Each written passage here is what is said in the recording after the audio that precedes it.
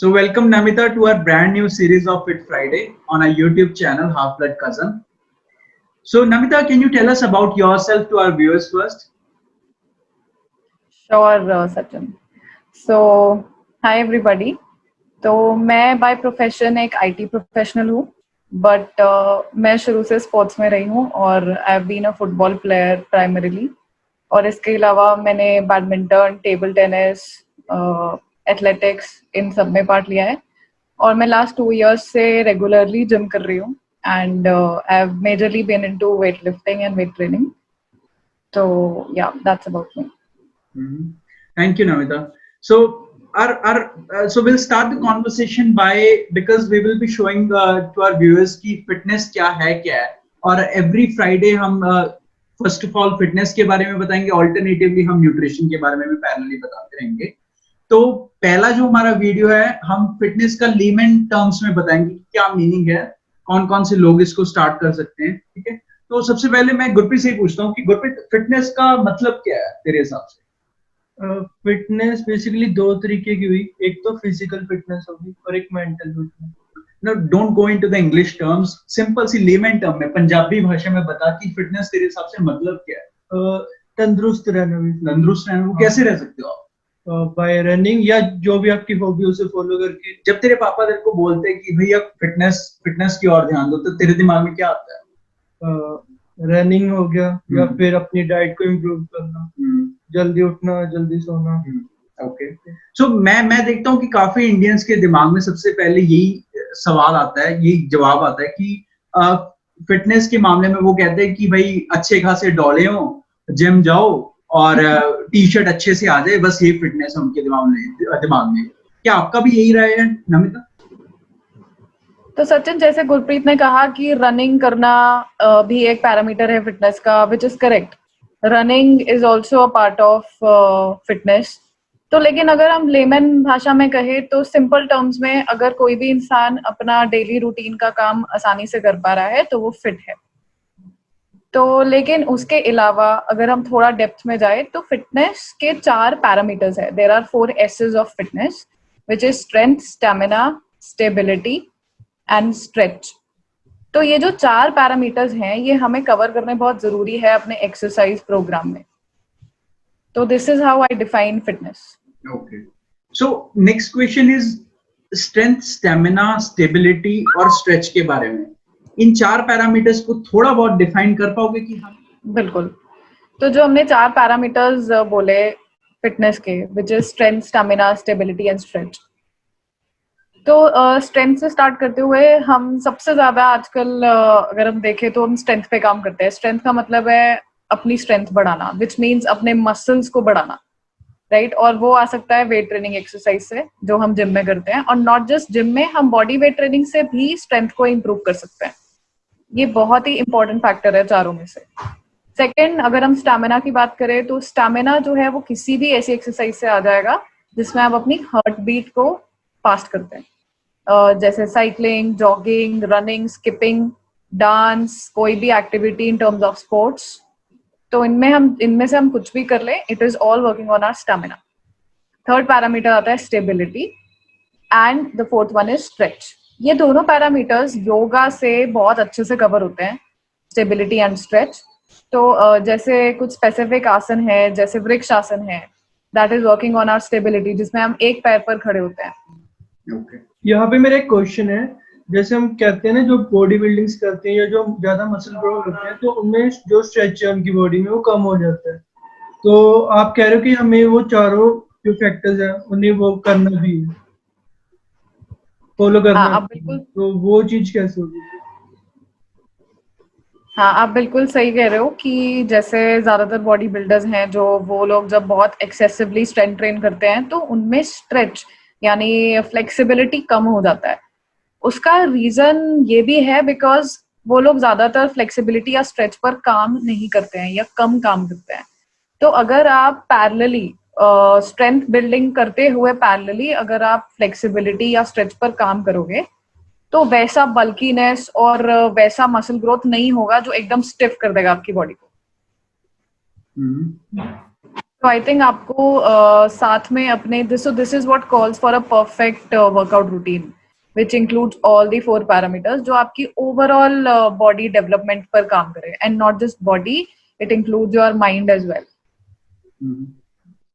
एक बहुत important question मेरे दिमाग में, बहुत ही जरूरी क्वेश्चन मेरे दिमाग में आया है कि स्ट्रेंथ बिल्डिंग एक्सरसाइज जो हम करते हैं, क्या उससे स्टेमिना इंटर रिलेटेड है, या कोई भी पैरामीटर से कोई भी दूसरा पैरामीटर इंटर रिलेटेड है या नहीं?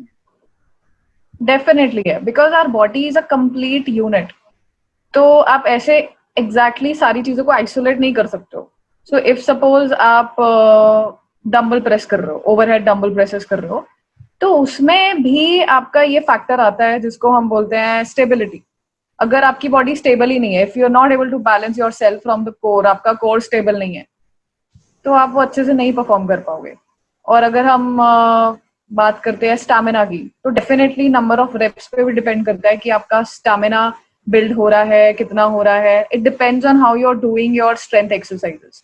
तो सब पैरामीटर्स डेफिनेटली इंटर रिलेटेड हैं, लेकिन हमें इंडिविजुअली भी पैरामीटर्स पे फोकस करना चाहिए for an overall growth. Okay, so Namita, हमने फिटनेस की बात कर लिया, हमने 4 पैरामीटर्स की बात कर लिए, तो लोगों का सवाल यही होगा कि शुरू कैसे करें इस चीज को, राइट? तो शुरू भी ऐसे कि जैसे हर एज ग्रुप है ना, 20 to 30, 30 to 40, उसके बाद जो ज्यादा ही बुजुर्ग होते हैं वो भी कैसे तो हर एक एज ग्रुप्स के अकॉर्डिंगली उनके दिमाग में भी यही सवाल रहेगा कि उनको स्टार्ट कैसे करना है।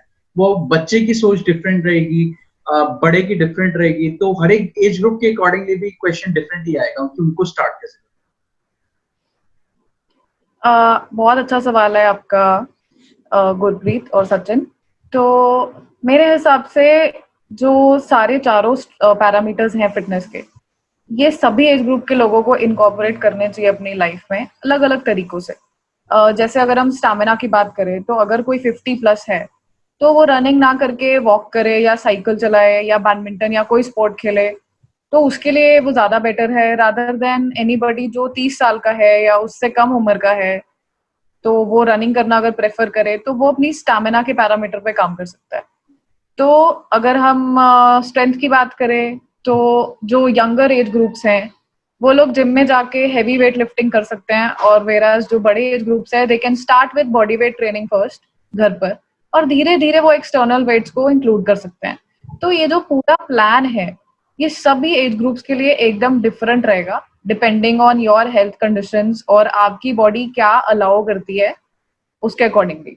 लेकिन सभी को डेफिनेटली ये चारों पैरामीटर्स इनकॉर्पोरेट जरूर करने चाहिए अपनी एक्सरसाइज रिजीम में।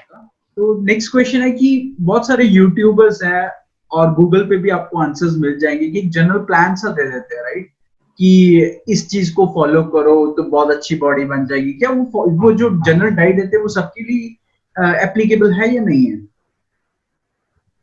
एक्चुअली जैसे आपने अभी कहा ना कि अगर आप इस चीज को फॉलो करोगे तो बहुत अच्छी बॉडी बन जाएगी, बट द फैक्ट इज कि बॉडी बनाने के लिए जो लोग ये करते हैं, जो लोग फिटनेस प्लान को फॉलो करते हैं, वो जनरली यंगस्टर्स होते हैं।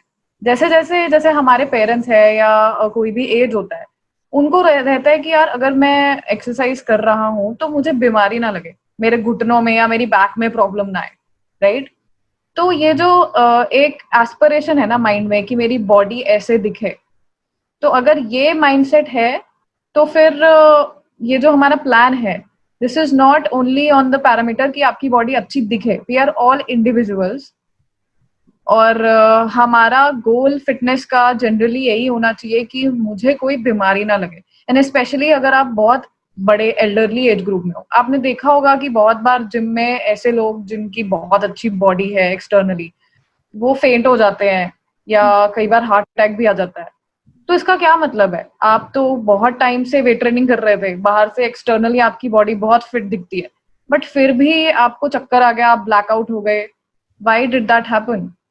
इसका मतलब आप फिटनेस के सारे पैरामीटर्स पे काम नहीं कर रहे थे, राइट? तो मेरे हिसाब से सबसे पहली चीज, the outlook that you should be focusing on is not just how you appear physically, आप फिजिकली कितने अट्रैक्टिव दिखते हो, वेयरएज आपको उस पर भी फोकस करना चाहिए कि आप कितने एनर्जेटिक फील करते हो थ्रू आउट द डे, आपको लेथार्जिक कितना कम लगता है, नींद कितनी प्रॉपर आती है, आपको कोई बीमारियां है कि नहीं, बीपी और ये सब जो नॉर्मल प्रॉब्लम्स होती है बड़े एज ग्रुप्स को, वो ठीक हो रहा है कि नहीं, आपके हार्मोन्स इन प्लेस है कि नहीं, आपकी स्किन कैसी है। स्किन हमारा सबसे बड़ा ऑर्गन है। स्किन अगर पिंपल्स दे रही है या रैशेस हैं, that means there is something wrong in your diet और इन योर एक्सरसाइज। तो जो पैरामीटर है, जो हमारे जिस चीज पे हम फोकस करते हैं, that should not only be your physical appearance, that has to be your overall health. ठीक है, थैंक यू नमिता। तो बहुत अच्छा तुमने डिफाइन किया इन सब चीजों को। मैं बीच में जो पॉइंट था जो तुमने बोला था कि फेंट हो जाते हैं लोग, इन सब चीजों के बारे में आगे चल के वीडियोस में जल्दी डिस्कस करेंगे, कि डेप्थ में डिस्कस करेंगे कि क्यों फेंट हो जाते हैं, उनके रीजंस क्या क्या है फेंट होने के। बट अगली सीरीज में अगला जो वीडियो हमारा आएगा उसमें हम यही बताएंगे कि जो जनरल डाइट यूट्यूब पे मिलती है, जो जनरल डाइट गूगल पे आपको सर्च करके मिलती है, वो हर किसी के लिए एप्लीकेबल तो नहीं है। हर कोई इंसान अपने हिसाब से डाइट पर्सनलाइज प्लान जो है, पर्सनलाइज डाइट प्लान जो है वो बना सकता है। तो अगली वीडियो में अब हम यही बताएंगे। डेफिनेटली ये बहुत ही अच्छा प्लान है, बिकॉज आजकल अगर आप प्लान निकालने जाओ यूट्यूब पे, गूगल पे, तो वो एक बहुत ही स्पेसिफिक डाइट प्लान होता है जो बहुत ही कम एज ग्रुप के लोग फॉलो कर पाते हैं। तो डेफिनेटली एक बहुत अच्छा प्लान है जिसमें लोग अपने अकॉर्डिंगली अपना प्लान डिसाइड कर सकते हैं, उनके लाइफस्टाइल के अकॉर्डिंगली, वो क्या खाते हैं उसके अकॉर्डिंगली, और उनके पास कितना टाइम है, वो अपने अकॉर्डिंगली अपना एक प्लान बना सकते हैं हमारी नेक्स्ट वीडियो को देखते हुए। सो या I think that's a really good idea. तो अगर आपको ये वीडियो अच्छी लगी, इंफॉर्मेटिव लगी, तो प्लीज हमें मोटिवेट करने के लिए इसे लाइक जरूर करिएगा और सब्सक्राइब भी जरूर करिएगा, और शेयर और कमेंट जरूर करिएगा। हमारे चैनल का नाम हाफ ब्लड कजन है और इसको जरूर देखिएगा। एवरी फ्राइडे आपको ये सीरीज नहीं मिलती रहेगी, फिट फ्राइडे सीरीज का नाम है। अभी हमें दीजिए इजाजत, मिलते हैं नेक्स्ट वीडियो में। Thank you, take care and bye. Bye bye.